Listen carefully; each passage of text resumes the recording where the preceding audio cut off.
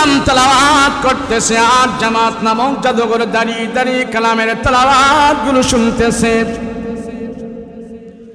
নবীজি আল্লাহর কোরআন কারীম তেলাওয়াত করতেছে, আর পয়গম্বরের পাশে ওই লম্বা জাদুঘর দাঁড়ায় দাঁড়ায় কোরআনের তেলাওয়াত শুনতেছে। নবীজি দীর্ঘক্ষণ পর্যন্ত তেলাওয়াত করতেছে। এক পর্যায়ে যে আমার নবী তেলাওয়াত বন্ধ করলেন। তেলাওয়াত বন্ধ করার পর নবীজি তাকায় দেখলেন নবীজির পাশে একটা লম্বা লোক দাঁড়ায় রইল। আল্লাহর নবী তার চেহারার দিকে তাকায় দেখে ওই জামাত নামক জাদুঘরের চোখ থেকে টপ টপ করে বেবে গাল বেবে পানি ঝরে ঝরে পড়তেছে। রাহমাতুল লিল আলামিন বলো, ভাই তোমার বাড়ি কই? কোত্থেকে আসলা? কোথায় তোমার বাড়ি? কেন তুমি এখানে আসলা? কেন কান্না করো? কারণ কি? আমি পয়গম্বর তোমাকে কোনো কষ্ট দিয়েছি কিনা বলো? তুমি এমন করে এখানে কান্না করছো কারণ কি? ও ভাই তুমি বলো, কেন তুমি কান্না করো? কেন তুমি এখানে কান্না করতেছো? কি ব্যথা, কি আশা তুমি আমাকে বলো। আমি পয়গম্বর তোমাকে কোনো কষ্ট দিয়েছি কিনা তুমি বলো। ওই জামাত নামক জাদুঘর ডাক দিয়া কয়, না মোহাম্মদ, না না না না, তুমি আমাকে কষ্ট দাও নাই, তুমি আমাকে কষ্ট দাও নাই। তাহলে এখানে কান্না করো কেন? কারণটা কি? জামাত নামক জাদুঘর বলে, মোহাম্মদ আমি কোনোদিন তোমার কোরআনের তেলাওয়াত শুনি নাই, তুমি কি তেলাওয়াত করে এগুলো আমি কোনোদিনও জানি নাই। আজকে আমার সুযোগ হয়েছে তোমার পাশে দাঁড়িয়ে তোমার জবান থেকে আমি আল্লাহর কালামের তেলাওয়াত গুলো শুনেছি।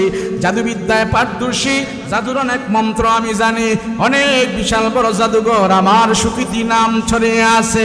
মুহাম্মদ আমি তোমার কালামুল্লাহর তেলাওয়াত গুলো নীরবে দাঁড়িয়ে দাঁড়িয়ে আমি শুনেছি। আমার দিল সাক্ষী দিতেছে এগুলি কোনো মানুষের কালাম নয়, এগুলি কোনো মানুষের বানানো নয়। ও মুহাম্মদ আমি দাঁড়িয়ে দাঁড়িয়ে তোমার কালামের তেলাওয়াত গুলো শুনেছি। আমার দিলের ভিতরে এফেক্ট করেছে, আমার দিলের ভিতরে আসর করেছে। আমার অন্তরের ভিতরে যত জাদু বিদ্যার কুফরি মন্ত্রগুলো ছিল তোমার কালামের তেলাওয়াত আমার দিলের ভিতর থেকে দুয়া মুইসা পরিষ্কার করিয়া সব দূর করে দিয়া মুহাম্মদ তোমার কোরআনের তেলাওয়াত আমার অন্তরের ভিতরে হেদায়েতের নূর হিসাবে ঢুকে গেছে। ونجباء طريقته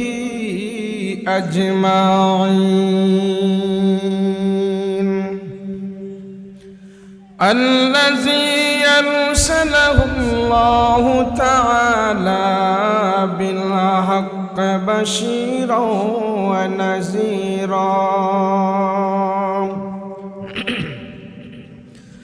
وداعيا إلى الله بإذنه وسراجا ما بعد فأعوذ بالله من الشيطان الرجيم بسم الله الرحمن الرحيم يا أيها الذين آمنوا ادخلوا في السلم كافة ولا تتبعوا خطوات الشيطان إنه لكم عدو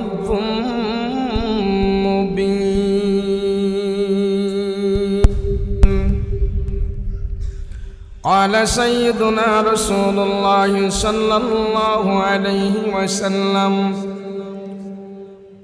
المرء على دين خليله فلينظر أحدكم من يخالل أو كما قال النبي عليه الصلاة والسلام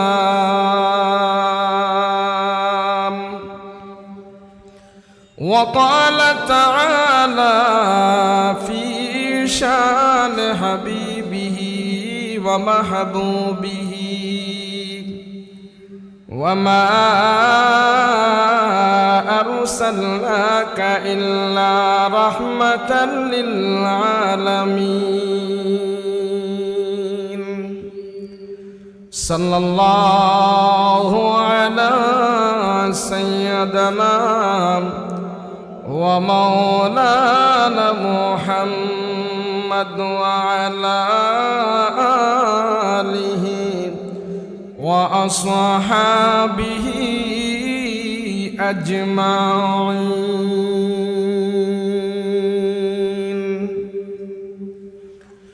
अल्लाह दिल दे जो तेरे इश्क के घर हो, अल्लाह दिल दे जो तेरे इश्क के घर हो, दाईम रहमत की तेरे उस पे नजर हो, दाईम रहमत की तेरे उस पे नजर हो, दिल दे के तेरे इश्क में ए हाल हो उसका, महशर का अगर शुरू हो तू बिना खबर हो, महशर का अगर शुरू हो तू बिना खबर हो, मादर तू जहाँ गैर खुदा यार नदारे, मादर तू जहाँ गैर खुदा यार नदारे, जुजियाद खुदा ही चद गुरकार नदारे, जुजियाद खुदा ही चद गुरकार नदारे, मायूस नहीं अहल ज़मी अपने खता से, तक़दीर बदल जाती ही मुझ तर्क दुआ से, तक़दीर बदल जाती ही मुझ तर्क दुआ से, ला इलाहा ला इलाहा इल्लल्लाह, ला इलाहा इल्लल्लाह, ला इलाहा इल्लल्लाह, ला इलाहा इल्लल्लाह, ला इलाहा इल्लल्लाह, ला इलाहा इल्लल्लाह, मुहम्मदुर रसूलुल्लाह सल्लल्लाहु अलैहि वसल्लम। मोहतरम श्रद्धाभाजन सभापति, मुअज़्ज़ज़ मुकर्रम उलमाए केराम, तलबाए आज़म, सम्मुख पान उपविष्ट दिनदार मुत्ताकी परहेजगार भाईरा, पर्दार अंतराले अवस्थानरत आमार श्रद्धेय मा बोनेरा, আল্লাহ পাকের দরবারে কালেমাত শুকর আদায় করছি, বলি আলহামদুলিল্লাহ। আল্লাহ যারে ভালোবাসে, পছন্দ করে, মহব্বত করে, দয়া করে, যার উপরে রহমতের দৃষ্টি আল্লাহ পাক বারবার দান করে, তারই আল্লাহ পাক নেকের কাজের মধ্যে শামিল করে রাখে। আমাকে আপনাকে একটি গুনাহমুক্ত মজলিসে বসার তৌফিক দান করেছেন। কোনো না কোনো ক্রমে আল্লাহ পাকের রহমতের দৃষ্টি আমার আর আপনার উপরে পড়েছে। সেজন্য আল্লাহ পাক উলামায়ে কেরামের মজলিসে, গুনাহমুক্ত মজলিসে আল্লাহ আমাদেরকে সময় ব্যয় করার তৌফিক দান করেছে। এমনি ভাবে যারা এই দ্বীনি মারকাজে জড়িত আছে, কোরআন সুন্নাহর কাজে নিয়োজিত আছে, যারা সময় দিয়ে, টাকা দিয়ে, শ্রম দিয়ে, বুদ্ধি দিয়ে, পরামর্শ দিয়ে এই কোরআনের বাগানের মেহনত করতেছে, অবশ্যই কোনো না কোনো ক্রমে আল্লাহ পাক তাকে পছন্দ করেছে। সেই পছন্দের মানুষগুলো দিয়েই আল্লাহ পাক এই জমিনে আল্লাহর কাজগুলো আদায় করতেছে। আপনার পছন্দ হওয়া ছাড়া আমি আপনার ঘরে ঢুকতে পারবো না, আপনার মর্জি ছাড়া আমি আপনার বাসায় যেতে পারবো না। কোনো না কোনো ক্রমে আপনি পছন্দ আমাকে করেছেন, সেই জন্য আপনার সাথে কথা বলার, আপনার বাসায় যাওয়ার আমার সুযোগ হয়েছে। তদ্রূপ আল্লাহ যারে ভালোবাসছে, পছন্দ করেছে, মহব্বত করেছে, তারই দিয়ে আল্লাহ পাক এই জমিনে দ্বীনের কাজগুলো আল্লাহ আদায় করতেছে। আমাকে আপনাকে সামান্য সময়ের জন্য হলেও আল্লাহর রহমতের দৃষ্টি আমার আপনার উপরে আল্লাহ দিয়েছে, সেই জন্য আমাকে আপনাকে এই অল্প সময়, অল্প হায়াত, যেই সময়টুকু আমরা এখানে ব্যয় করছি, আমার আপনার 50, 60, 70 বছরের হায়াত থেকে আজকের এই মুহূর্তে মাজমার এবং এই জলসার এই সময়টুকু আল্লাহর দরবারে গুনাহমুক্ত হয়ে পৌঁছে যাবে। আমরা যতক্ষণ এখানে বসে থাকবো আমরা কেউ গুনাহ করব না। বলেন, মাহফিলে বসে কেউ গুনাহ করে? পিছনে কেউ বিড়ি সিগারেট খাবে? কেউ খাবে না। সবাই আমরা চুপ করে এখানে এক কাজ করব, তা কি আল্লাহ এবং আল্লাহর রসুলের কথা বলবো এবং শুনবো। এটা এখন আমাদের কাজ। হাসরের ময়দানে আল্লাহর আদালতে যখন আমি আপনি দাঁড়াবো, আমার হায়াতের হিসাব আল্লাহর আদালতে দিতে হবে। সব হিসাব দেওয়া আল্লাহর আদালতে সম্ভব নয়, কিন্তু এই হিসাবটুকুম দেওয়া যেতে পারে। আল্লাহ উলামায়ে কেরামের মজলিসে ছিলাম, 1 ঘন্টা 2 ঘন্টা বসেছিলাম, আলেম ওলামা বয়ান করেছিল, আমরা চুপ করে শুনেছিলাম। এই 1 ঘন্টা আমরা গুনাহ থেকে মুক্ত ছিলাম, বিড়ি সিগারেট খাওয়া থেকে মুক্ত ছিলাম, টিভি সিনেমা দেখা থেকে মুক্ত ছিলাম, সর্বপ্রকারের গুনাহ থেকে আমরা মুক্ত ছিলাম। আল্লাহ, এতটুকুন মনে আছে, তোমার দরবারে মাহফিল থেকে ফিরার পথে দোয়া করেছি, তওবা করেছি, ইস্তেগফার করেছি। আল্লাহ তখন বলবে, বান্দা তোমরা ভুলে যেতে পারো, আমি আল্লাহ তোমাদের সব কর্মের হিসাব রেখেছি, এবং তোমরা বসে বসে আমার কথাগুলো শুনেছো, জ্ঞান কীর্তন আলোচনা শুনেছো, কোরআন হাদিসের কথা শুনেছো। আমি আল্লাহ তোমাদের তওবা ইস্তেগফার সময় এমন ভাবে কবুল করে নিয়েছি, আমি আল্লাহ মাফ করে দিয়েছি। এজন্য এই মজলিস, উলামায়ে কেরামের মজলিস এমন একটা মজলিস, এই মজলিসের দাম সবাই জানে না। ইমামে আজম আবু হানিফা রাহিমাহুল্লাহু তাআলা, উনি যখন কোনো আলেম ওলামার মজলিস পেয়ে যেতেন, আলেম ওলামার মজলিসকে ইমামে আজম আবু হানিফা এত দাম দিয়েছেন যে ইমামে আজম আবু হানিফা যদি ফিকহের শাস্ত্র, ফিকহি মাসআলা যদি উনি আমাদেরকে বলে না যাইতেন, উনি সময় ব্যয় করে যদি ফিকহি মাসআলা জাতিকে না দিতেন, এই জাতি মহা বিপদে পড়তেন, অনেক মাসআলা হল হতো না। সেই ইমামে আজম আবু হানিফা রাহিমাহুল্লাহু তাআলা বলেন, যখন আমি আলেমের কোন মজলিস পেয়ে যাই, কোরআন ওয়ালার মজলিস পেয়ে যাই, বয়ানের মজলিস পেয়ে যাই, যেখানে হক্কানি বড় বড় আলেমরা কথা বলে, আমি আজম আবু হানিফা ফিকহির মজলিস রেখে আলেমের নসিহতের মজলিসে বসে যাই, আর সেই মজলিসটা আমার কাছে অনেক দামি হয়ে যায়। তাহলে আমরা সেই মজলিস পেয়েছি, হক্কানি উলামায়ে কেরামের জবান থেকে আমরা কথাগুলো শুনবো। আল্লাহ আমাদেরকে তৌফিক দান করেন, বলেন আল্লাহুম্মা আমিন। আমাদের কাছে কতগুলো সম্পদ আছে, আমাদের বড় বড় হাতিয়ার আছে। কোরআন, হাদিস, আল্লাহ, রসুল, এগুলি মুসলিম জাতির জন্য সবচেয়ে বড় বড় হাতিয়ার। মুসলমানদের সবচেয়ে বড় শক্তি হলেন আল্লাহ। আমাদের কাছে সবচেয়ে বড় ডকুমেন্ট, সবচেয়ে বড় সম্মানের পাত্র হলেন মুহাম্মদুর রাসূলুল্লাহ সাল্লাল্লাহু আলাইহি ওয়াসাল্লাম।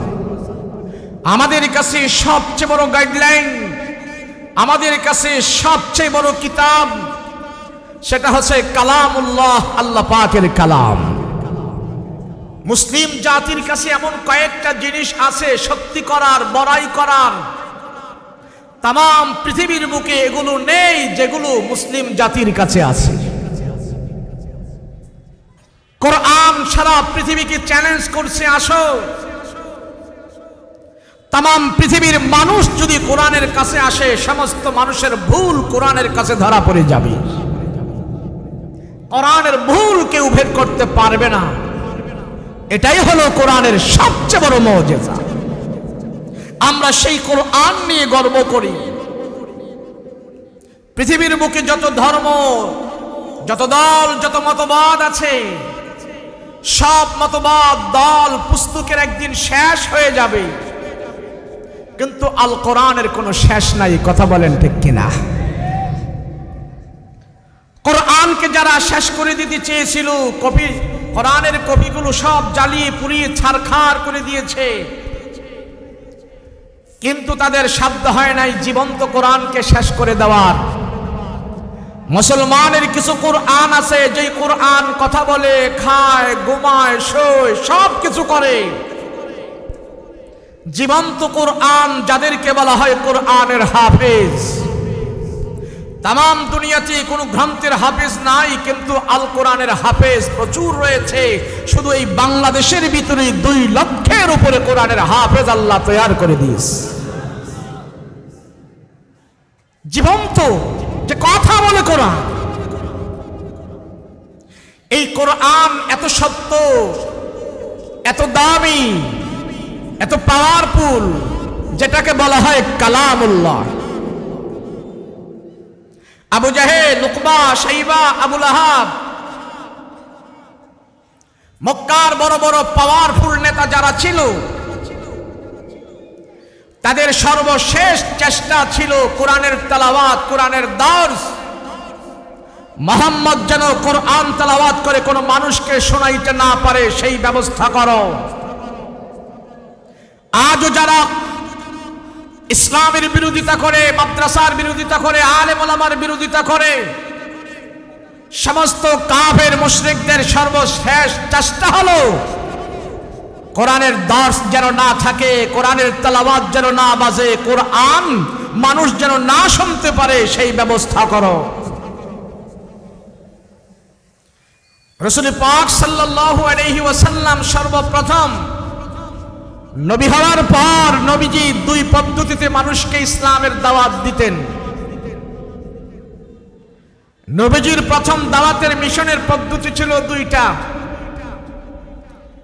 এক ছিল রাসূল পাক সাল্লাল্লাহু আলাইহি ওয়াসাল্লাম কোরআন তেলাওয়াত করতেন। এই কোরআনের তেলাওয়াত শুনে শুনে কিছু কিছু কাফের মুশরিক রাসূলের হাতে হাত রেখে মুসলমান হয়ে যেতেন। আবু জাহেল, উকবা, শাইবারা দেখলো যেইভাবে মুহাম্মাদের কাছে মানুষ আসে, কোরআন তেলাওয়াত শুনে, এইভাবে যদি এক এক করে মুহাম্মাদের হাতে হাত রেখে যদি আস্তে আস্তে করে মুসলমান হয়, আর এভাবে মুসলমান হওয়ার পরে যদি দল বল ভারী হতে থাকে, তো এক সময় আমার আবু জাহেলের ক্ষমতা মক্কায় টিকবে না, আমার মাতবরী এই মক্কায় টিকবে না। তাৎক্ষণিকভাবে আবু জাহেল সিদ্ধান্ত নিলেন, উকবা, শাইবা, আবু লাহাবদেরকে নিয়ে সিদ্ধান্ত নিল, মুহাম্মাদের কাছে যেই জনগণ আসে, মুহাম্মাদের কাছে যেই মানুষ আসে, এবং মুহাম্মাদের সাথে যে একটা সম্পর্ক তৈরি হতে যাচ্ছে, সব জনগণকে মুহাম্মদ থেকে বিচ্ছিন্ন করতে হবে, দূরে সরাইতে হবে। দারুন নাদওয়ায় বসে মিটিং করলো। মিটিং করার পর তারা সিদ্ধান্ত নিল কি করা যায়। এক একজন এক এক বুদ্ধি দিল, মুহাম্মাদের কাছ থেকে মানুষদেরকে সরাইতে হবে। এই সমাজে এখনো কিছু আবু জাহেল মার্কা লোক আছে, আলেম ওলামাদের থেকে মানুষদেরকে সরাইতে হবে, মাদ্রাসা মসজিদ থেকে মানুষদেরকে সরাইতে হবে, হুজুরদের থেকে মানুষদের ভালোবাসা মহব্বত সরানোর জন্য অনেক চেষ্টা কৌশল এই সমাজে চলছে। আলেম ওলামার কথা যেন কেউ না শোনে, কোরআনওয়ালার কথা যেন কেউ না শোনে, প্রকাশ্য বাধা দিতে না পারলেও ইনডাইরেক্ট ভাবে অনেক ষড়যন্ত্র এই জমিনে চলছে। ইনশাআল্লাহ কোন ষড়যন্ত্র কোনো কাজে আসবে না, আলেম ওলামারা, টুপিওয়ালারা, মাদ্রাসা মসজিদওয়ালারাই এই সমাজের ভিতরে সর্বশ্রেষ্ঠ মানুষ হয়ে থাকবে।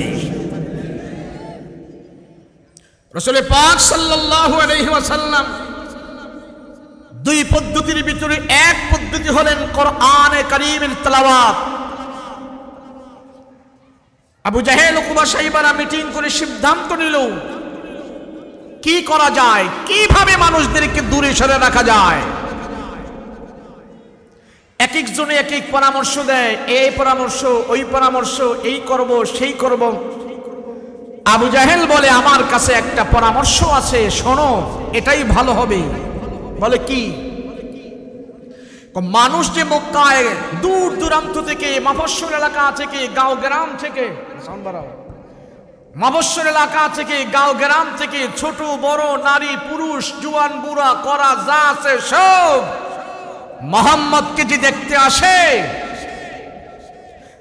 আমরা নেতারা দায়িত্ব নিয়ে যদি মক্কার অলিতে গলিতে, পয়েন্টে পয়েন্টে দাঁড়িয়ে দাঁড়িয়ে সবাইকে বুঝাইতে পারি যে মুহাম্মাদের কাছে যেও না, মুহাম্মদ একটা পাগল, আমাদের সন্তান মুহাম্মদ, আমরা জানি মুহাম্মদ পাগল, এই পাগলের কাছে তোমরা যাও না, এইভাবে যদি আমরা নেতারা দায়িত্ব নিয়ে মুহাম্মদকে পাগল বলে চালাই দিতে পারি, তাহলে দূর দূরান্ত থেকে, মফস্বল এলাকা থেকে যে সমস্ত মানুষেরা আসে মুহাম্মদের কাছে আর যাবে না, আর পাগলের কথা কেউ শুনবে না। না শুনলে মুহাম্মদ একা একা থাকবে, মক্কার নেতৃত্ব আমাদের হাতেই সব সময় থাকবে। এবার সবাই বলে ইয়েস স্যার, আপনি যেই বুদ্ধি দিয়েছেন এটাই পারফেক্ট। আবু জাহেল এমন একটা নেতা ছিলেন, আবু জাহেল এমন এক পাওয়ারফুল নেতা ছিল, দেখায়, শিক্ষায়, বংশ, মর্যাদা, হাত ডাক সব তার পাওয়ারফুল ছিল। আবু জাহেল একটা সিদ্ধান্ত দিলে মক্কার কাফেররা এটা দ্বিমত করতে খুব কষ্ট হতো। সিদ্ধান্ত দিল আবু জাহেল যে আমরা সবাই বলবো মুহাম্মদ পাগল। তো পাগলের কথা আর কেউ শুনবো না, কেউ তার কাছে যাবে না, তার দল আর ভারীও হবে না। তাই যেই সিদ্ধান্ত সেই কাজ। পরের দিন নেতারা তাদের কর্মী নিয়ে, সাঙ্গপাঙ্গ নিয়ে, মোড়ে মোড়ে পয়েন্টে পয়েন্টে দাঁড়িয়ে দাঁড়িয়ে সবাইকে বুঝাচ্ছে মানুষ আসতেছে, মুহাম্মদ নবী হয়েছে, তারপরে আর কোনো নবী নাই, শেষ নবী, শ্রেষ্ঠ নবী, দুজাহানের নবী, নম্র, ভদ্র, আখলাক, শরীফ, তারে দেখার জন্য দূর দূরান্ত থেকে মানুষ আসতেছে। আব্দুল্লাহর বেটা মুহাম্মদ নবী হয়েছে, এক আল্লাহর কথা বলে। তো দলে দলে যখন মানুষ হাতিমে কাবায় ঢুকতেছে, আবু জাহেল উকবা সাইবারা তাদেরকে আটকালো। এই কই যাও? তোমাদের সন্তান নবী হয়েছে, দেখতে যাই, শেষ নবী, তারে না দেখলে কেমনে হয়? তো নেতারা কয় যাইও না, যাইও না, আমাদের সন্তান আমরা জানি, হ্যাঁ একটা পাগল, পাগলের কথা শুনে লাভ নাই, যাও বাড়িতে যাও। তো সব জনগণ তার বোকা না, এখন জনগণ চিন্তা করতেছে ব্যাপারটা কি। মুহাম্মদ বলে পাগল, তো মুহাম্মদ যদি পাগল হয়ে থাকে, মক্কার বড় বড় নেতারা, বড় বড় লিডাররা বলতেছে মুহাম্মদ পাগল, তো জনগণ একে অপরে বলা বলি করতেছে মুহাম্মদ পাগল হইল, এটা ছোটখাটো পাগল হইব না, এটা বড় পাগল হইব। যেহেতু নেতারা, বড় বড় নেতারা বলতেছে পাগল, ছোট পাগল হবে না, বড় পাগল হবে। আর আমরা জনগণ যেহেতু আসছি মুহাম্মদকে দেখতে, পাগল হোক আর যা হোক, আমরা পাগলই দেখবো, আমরা বাড়িতে যাবো না। এখন নেতাদেরকে বলতেছে দেন না, আমরা আপনাকে পাগলটারই দেখে যাই, দেন। এখন নেতারা কইল পাগল যাইও না, এখন জনগণ হিতে বিপরীত হয়ে গেছে, পাগলই দেখতে রওনা হয়েছে। নেতাদেরকে ছেদ করে ভেদ করে সব মানুষ ঢুকতেছে, আমরা পাগলই দেখব। যখন জনগণ দূর দূরান্ত থেকে এসেছে, আর কাফেররা বলে মুহাম্মদ পাগল, আর জনগণ বলে পাগল পাগলই দেখবে। এই পাগল দেখার জন্য সবাই হাতিমে কাবায় ঢুকলো, যে খুঁজতেছে আমার প্যারা নবী, দু জাহানের নবী, সরদারে দু আলম মুহাম্মদুর রাসূলুল্লাহ সাল্লাল্লাহু আলাইহি ওয়াসাল্লামকে খুঁজতেছে। মুহাম্মদ কোথায় কোথায়? এক পর্যায়ে যে জনগণ আমার রসুলকে পাইলেন, মুহাম্মদুর রাসূলুল্লাহ সাল্লাল্লাহু আলাইহি ওয়াসাল্লাম নবীজি আল্লাহর কালাম খুলে খানায়ে কাবার পাশে তেলাওয়াত করতেছে, আর আমার রসুলের চেহারার আলো খানায়ে কাবার দেয়ালের মধ্যে যায় লেগেছে। রসুলের চেহারার আলো দিয়ে পুরাটা দেয়াল আলোকিত হয়ে আছে। জনগণ চিন্তা করতেছে, আবু জাহেলরা বলল কি আর আমরা পাইলাম কি? নেতারা বলল পাগল, কিন্তু চেহারায় তো বলে পাগল না। কোন পাগলের চেহারা তো এমন হতে পারে না। পাগলের চেহারা থাকবে ফ্যাকাশে চেহারা, চুলগুলো আলো জালো, জামা কাপড় ভাড়া ছেটা, কিন্তু মুহাম্মদের তো এমন কিছু নাই। এত সুন্দর চেহারার মানুষ, এত মায়াবী চেহারার মানুষ কোনদিন পাগল হতে পারে না। জনগণ এবার চিন্তা করলো, না, মুহাম্মদ পাগল নয়, তারে নিয়ে যারা বাড়াবাড়ি করতেছে, পাগল উপাধি দিয়েছে, এরাই মনে হয় বড় পাগল হয়ে গিয়েছে। এবার চিন্তা শুরু হলো। জনগণ এবার চিন্তা করতেছে, পাগল তো বলল, আর মুহাম্মদ তো কি যেন তেলাওয়াত করতেছে, দেখি তেলাওয়াত কি করে। কেননা পাগলের কথার তো কোনো মিল নাই। এখান থেকে এক মিসরা, ওখান থেকে এক মিসরা, এখান থেকে এক কলি, ওখান থেকে এক কলি, সকালে গান গায়, বিকালে গজল গায়। এই তো পাগলের খেলা মেলা, তাল বেতাল নাই। কিন্তু মুহাম্মদ কি তেলাওয়াত করে, দেখি তো মুহাম্মদের কথাগুলো ঠিক আছে কিনা। জনগণ এবার আমার রসুলের কোরআনের তেলাওয়াত শ্রবণ করার জন্য স্তব্ধ হয়ে দাঁড়িয়ে আছে। দেখি পাগলে কি বলে। আবু জাহেলরা তো পাগল বলছে। এবার সব জনগণ দাঁড়িয়েছে পাগল কি পড়ে তা শোনার জন্যে, বুঝার জন্যে। যখন সবাই দাঁড়িয়ে আমার রসুলের কোরআন তেলাওয়াত শুনতেছে, আর রসুল সুললিত কণ্ঠে আল্লাহকে সন্তুষ্ট করার নিয়তে আমার পয়গম্বর কোরআন তেলাওয়াত করতেছে। বিসমিল্লাহির রাহমানির রাহিম।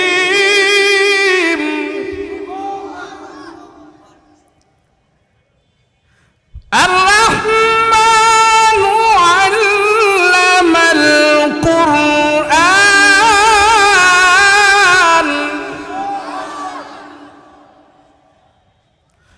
খালাকাল الإنسان علمه البيان।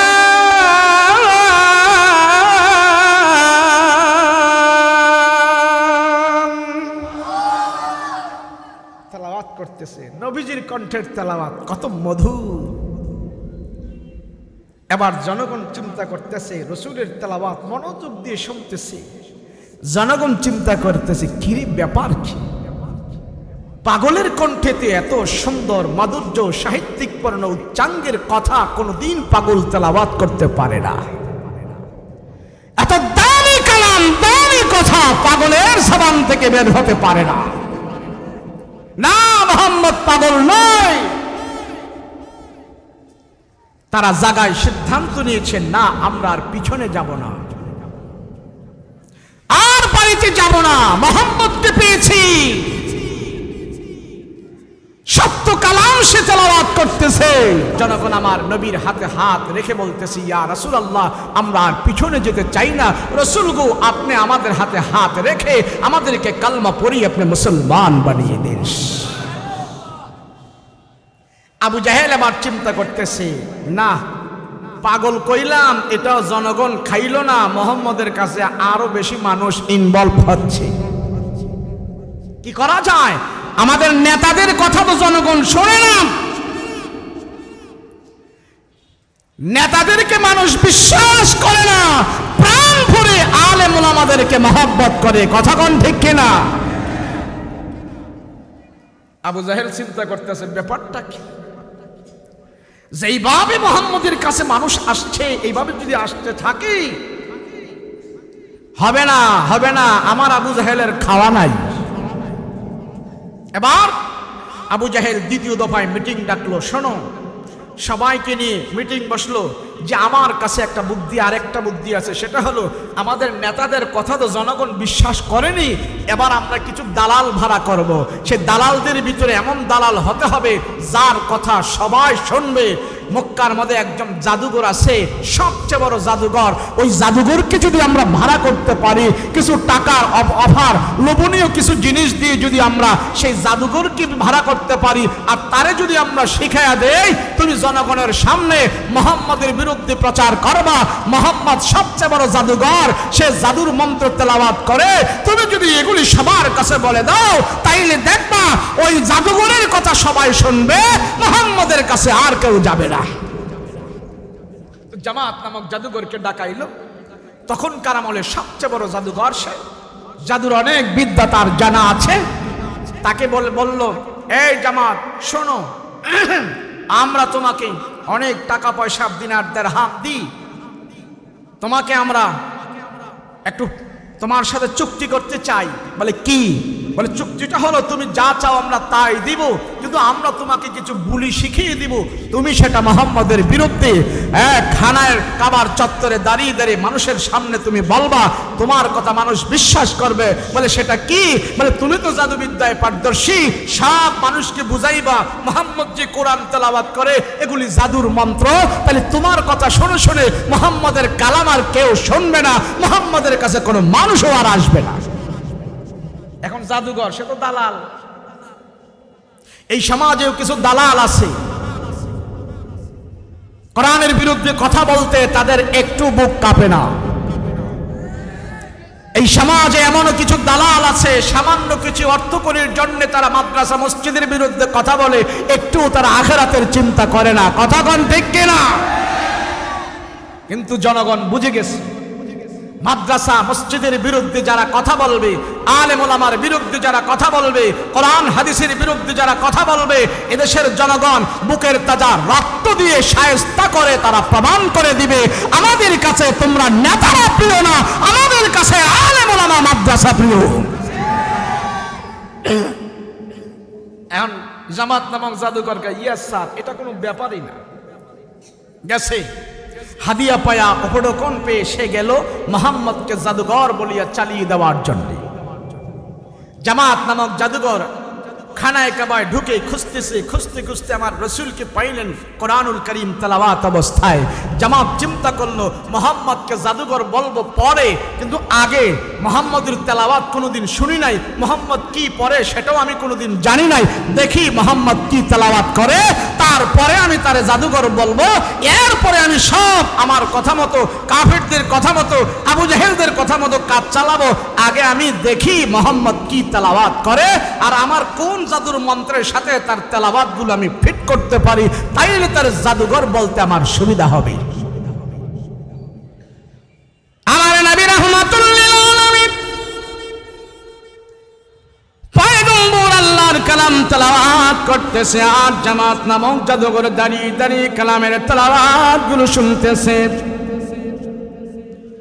নবীজি আল্লাহর কোরআন কারীম তেলাওয়াত করতেছে, আর পয়গম্বরের পাশে ওই লম্বা জাদুঘর দাঁড়ায় দাঁড়ায় কোরআনের তেলাওয়াত শুনতেছে। নবীজি দীর্ঘক্ষণ পর্যন্ত তেলাওয়াত করতেছে। এক পর্যায়ে যে আমার নবী তেলাওয়াত বন্ধ করালেন। তেলাওয়াত বন্ধ করার পর নবীজি তাকায় দেখলেন নবীজির পাশে একটা লম্বা লোক দাঁড়ায় রইল। আল্লাহর নবী তার চেহারার দিকে তাকায় দেখে ওই জামাত নামক জাদুঘরের চোখ থেকে টপ টপ করে বেবে গাল বেবে পানি ঝরে ঝরে পড়তেছে। রাহমাতুল লিল আলামিন বলো, ভাই তোমার বাড়ি কই? কোথা থেকে আসলা? কোথায় তোমার বাড়ি? কেন তুমি এখানে আসলা? কেন কান্না করো কারণ কি? আমি পয়গম্বর তোমাকে কোনো কষ্ট দিয়েছি কিনা বলো? তুমি এমন করে এখানে কান্না করছো কারণ কি? ও ভাই তুমি বলো, কেন তুমি কান্না করো? কেন তুমি এখানে কান্না করতেছো? কি ব্যথা, কি আশা, তুমি আমাকে বলো। আমি পয়গম্বর তোমাকে কোনো কষ্ট দিয়েছি কিনা তুমি বলো। ওই জামাত নামক জাদুঘর ডাক দিয়া কয়, না মোহাম্মদ, না না না না, তুমি আমাকে কষ্ট দাও নাই, তুমি আমাকে কষ্ট দাও নাই, তাহলে এখানে কান্না করো কেন? কারণটা কি? জামাত নামক জাদুঘর বলে, মোহাম্মদ আমি কোনোদিন তোমার কুরআনের তেলাওয়াত শুনি নাই, তুমি কি তেলাওয়াত করে এগুলো আমি কোনোদিনও জানি নাই। আজকে আমার সুযোগ হয়েছে তোমার পাশে দাঁড়িয়ে তোমার জবান থেকে আমি আল্লাহর কালামের তেলাওয়াত গুলো শুনেছি। জাদুবিদ্যায় পারদর্শী, জাদুর অনেক মন্ত্র আমি জানি, অনেক বিশাল বড় জাদুঘর আমার সুকৃতি নাম ছড়িয়ে আছে। মুহাম্মদ আমি তোমার কালামুল্লাহর তেলাওয়াত গুলো নীরবে দাঁড়িয়ে দাঁড়িয়ে আমি শুনেছি, আমার দিল সাক্ষী দিতেছে এগুলি কোনো মানুষের কালাম নয়, এগুলি কোনো মানুষের বানানো নয়। ও মুহাম্মদ আমি দাঁড়িয়ে দাঁড়িয়ে তোমার কালামের তেলাওয়াত গুলো শুনেছি, আমার দিলের ভিতরে এফেক্ট করেছে, আমার দিলের ভিতরে আসর করেছে, আমার অন্তরের ভিতরে যত জাদু বিদ্যার কুফরি মন্ত্রগুলো ছিল তোমার কালামের তেলাওয়াত আমার দিলের ভিতর থেকে দুইয়া মুইসা পরিষ্কার করিয়া সব দূর করে দিয়া মুহাম্মদ তোমার কোরআনের তেলাওয়াত আমার অন্তরের ভিতরে হেদায়েতের নূর হিসাবে ঢুকে গেছে। মুহাম্মদ তুমি আবু জাহেলদের কাছে মেসেজ পাঠিয়ে দাও, তাদেরকে বুঝিয়ে দাও আমি আর তাদের কাছে যেতে চাই না, আমি আর তাদের কাছে ফিরতে চাই না। ও মুহাম্মদ আমার মন চাচ্ছে তোমার পাশে সর্বদা থাকার জন্য, তোমার হাতে হাত রাখলাম, কালমা পড়ে তুমি আমারে মুসলমান বানিয়ে দাও। যতই কোরআনের বিরোধিতা করবে, যতই মাদ্রাসা মসজিদের বিরোধিতা করবে, যতই আল্লাহ রাসূলের বিরোধিতা করবে, আলহামদুলিল্লাহ ইনশাআল্লাহ আলেম ওলামাদের মেহনত, আলেম ওলামাদের বরকত, আলেম ওলামাদের চেষ্টা মেহনত আরো ততই বেগবান হয়ে যাবে। যদি বেগবান না হতো, দিনদার পরহেজগারদের চেষ্টা যদি বেগবান না হতো, তাহলে হাজী সাইজুদ্দিন মাদ্রাসার এত উন্নয়ন হতো না। কথা বলেন ঠিক কিনা? আলেম ওলামারা যদি সব খেয়ে ফেলতো, তাহলে বাংলাদেশে এত মাদ্রাসা মসজিদ হতো না। কথা বলেন ঠিক কিনা? এই বাংলাদেশে 2 লক্ষের উপরে কোরআনের হাফেজ আছে, আলহামদুলিল্লাহ বলেন।